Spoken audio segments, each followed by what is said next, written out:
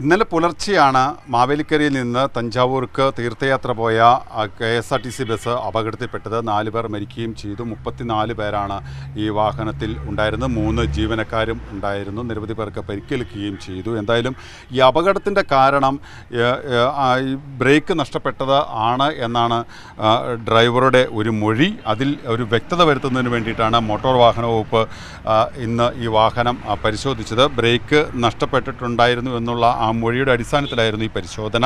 ഈ വാഹനത്തിന് ബ്രേക്ക് ഉണ്ടായിരുന്നു എന്നാണ് മോട്ടോർ വാഹന വകുപ്പ് കണ്ടെത്തിയിരിക്കുന്നത്. ഒപ്പം തന്നെ സ്പീഡ് ഗവർണർ അടക്കമുള്ള മറ്റ് ഉപകരണങ്ങളും ഉണ്ടായിരുന്നു എന്ന് പറയുന്നുണ്ട്. ഏത് ഗിയറിലാണ് ഈ വാഹനം ഇറങ്ങി വന്നത് എന്നുള്ളതടക്കം പരിശോധിക്കേണ്ടതുണ്ട്. അതിലൊരു വ്യക്തത വരുത്താനാണ് പ്രധാനമായും മോട്ടോർ വാഹന വകുപ്പ് ഈ പരിശോധനകളെല്ലാം നടത്തിയത്. പ്രധാനമായും ഈ വാഹനത്തിൻ്റെ വീലുകൾ സഹിതം അഴിച്ചുമാറ്റി പരിശോധന നടത്തേണ്ടതുണ്ട്. ഇതുമായി ബന്ധപ്പെട്ട റിപ്പോർട്ട് 2 ദിവസത്തിനുള്ളിൽ തന്നെ നൽകുമെന്നാണ് മോട്ടോർ വാഹന വകുപ്പ് വ്യക്തമാക്കിയിരിക്കുന്നത്. പ്രധാനമായും enforcement RTO KK Rajeev, Vandiperiyar joint RTO TA Ibrahimkutty എന്നിവരുടെ നേതൃത്വത്തിലായിരുന്നു ഈ പരിശോധന എല്ലാം നടത്തിയത്.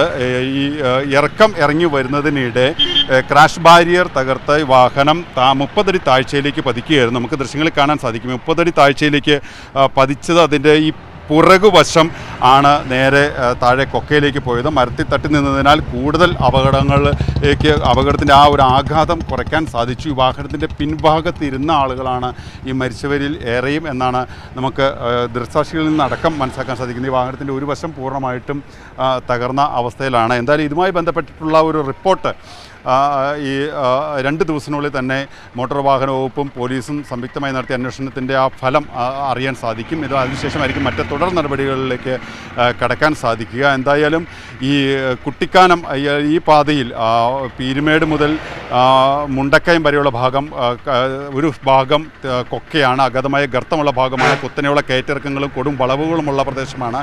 ശബരിമല തീർത്ഥാടകരും വിനോദസഞ്ചാരികളും നിരവധി വന്നു പോകുന്ന ഒരു ഇടം കൂടിയാണ്. അതുകൊണ്ട് തന്നെ ഇതുവഴി യാത്ര ചെയ്യുന്നവർ കൂടുതൽ ജാഗ്രത പാലിക്കണമെന്ന ഒരു നിർദ്ദേശം കൂടി നൽകുന്നുണ്ട്. എന്തായാലും ഈ ബസ് ഇപ്പോൾ Mundakayam police station, Peruvanthanam police സ്റ്റേഷനിലേക്കാണ് മാറ്റിയിരിക്കുന്നത്. അതിന് സമീപത്താണ് ഉള്ളത്. കൂടുതൽ പരിശോധനകളൊക്കെ നടത്തേണ്ടതുണ്ടെന്നും പറയുന്നുണ്ട്. എന്തായാലും ഇതുമായി ബന്ധപ്പെട്ടുള്ള റിപ്പോർട്ട് കിട്ടിയ ശേഷമായിരിക്കും മറ്റ് തുടർ നടപടികളിലേക്ക് മോട്ടോർ വാഹന വകുപ്പും പോലീസും കടക്കുക. പെരുവന്താനത്ത് നിന്ന് ക്യാമറ പേഴ്സൺ വിൽസൺ കളരിക്കലിനൊപ്പം സിജോ വർഗീസ്, മീഡിയ 1.